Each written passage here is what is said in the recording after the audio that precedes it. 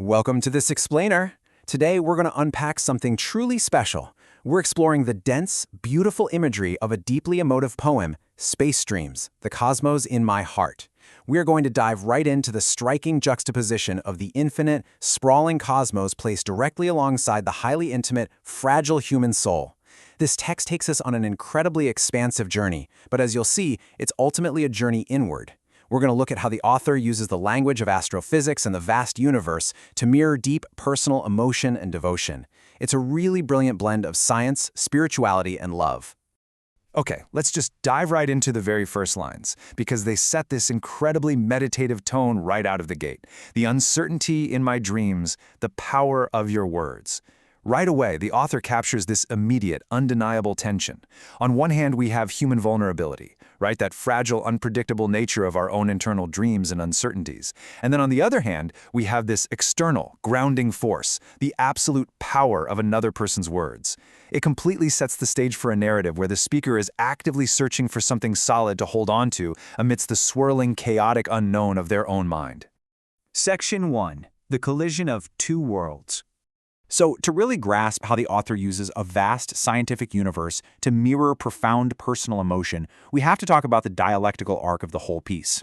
Think about the human condition, the uncertainty in my dreams. It's chaotic, it's emotional, it's unresolved. But in direct contrast to that, the poem presents the certainty of cosmos. The author doesn't look down to the ground for stability, they look up. They find this absolute, mathematical, undeniable certainty in the sheer vastness of outer space.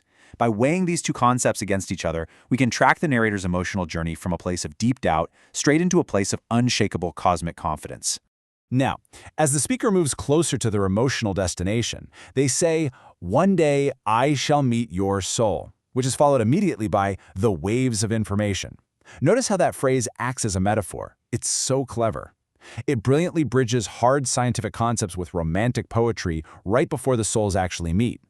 In physics, information literally travels in waves, light waves, sound waves, gravitational waves.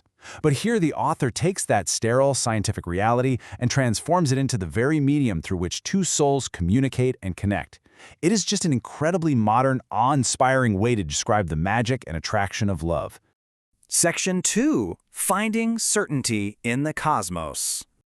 To really anchor these abstract feelings of love, the crucial point is how the narrator finds security and grounding. Well, not on Earth, but by reaching out to the stars. We just talked about the certainty of cosmos, but then we also get the recurring exclamation of "space dreams" and that beautiful, almost magical realism of holding the stars in my hand. The narrator is essentially taking the most massive, untouchable objects in the entire universe and shrinking them down to an intimate personal scale.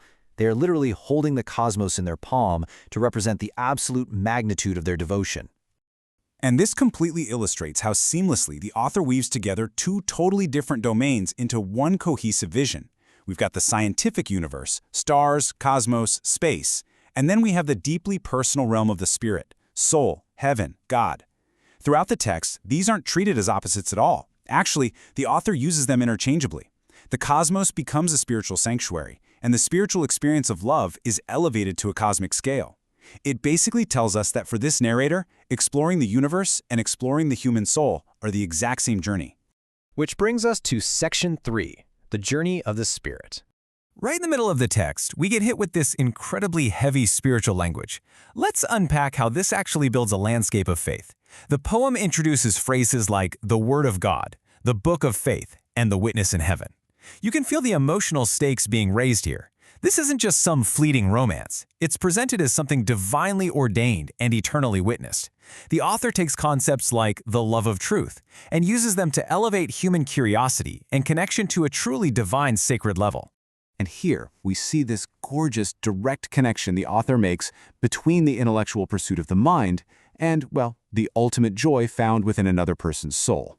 The curiosity in my mind speaks to that scientific, questioning, searching nature of the narrator, the part of them that's out there looking at the cosmos. But what is the ultimate reward of all that curiosity? It's the happiness of your soul. The mind's quest finds its absolute, literal fulfillment in the spiritual joy of the beloved. Next up, Section 4, Grounding the Infinite.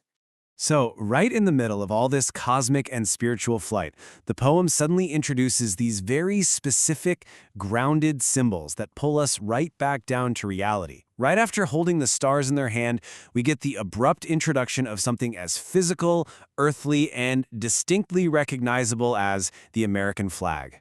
It contrasts so beautifully against the vastness of the heavens. It brings the poem's focus to a very specific place. And right alongside that earthly symbol is an incredibly intimate one. Your name in my heart. We've traveled through the cosmos, we've touched the divine, but ultimately, the entire universe just collapses down into a single name carried inside the human heart. And who does that name belong to? Well, the poem actually tells us directly. Instead of looking outside the text, we have to define the muse exactly as the poem does.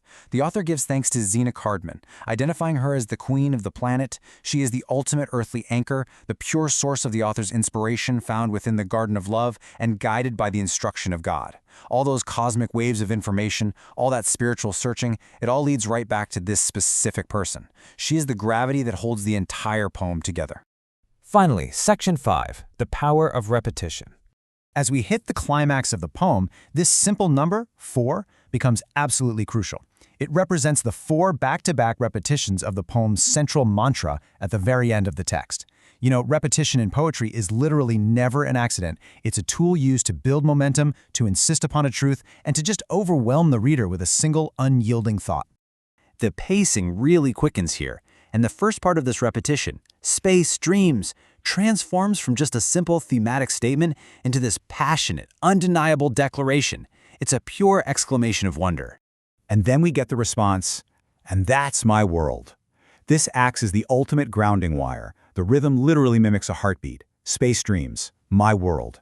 It completely reinforces the absolute certainty the narrator has finally found. The universe isn't just out there anymore, it is right here, defined entirely by this connection. With every single repetition, the energy just builds and builds. Saying space dreams again completely merges the vastness of outer space with the profound intimacy of the narrator's personal internal reality. The boundary between the cosmos and the self is completely erased at this point. By the end, the poem leaves us completely breathless, wrapping up with this final triumphant crescendo. And that's my world, cements that devotion once and for all. There is no more uncertainty, like we saw in the very first line. There is only this rhythm, this truth, this person, and this universe, all bound together in absolutely perfect alignment. To wrap up this explainer, I want to leave you with a final thought to ponder based on everything we've uncovered today. How do the infinite possibilities of the cosmos reflect the deepest aspirations in your own heart? What is the grounding force that gives your universe certainty? Thank you so much for joining me as we explored this text. Keep reaching for the stars and keep looking inward.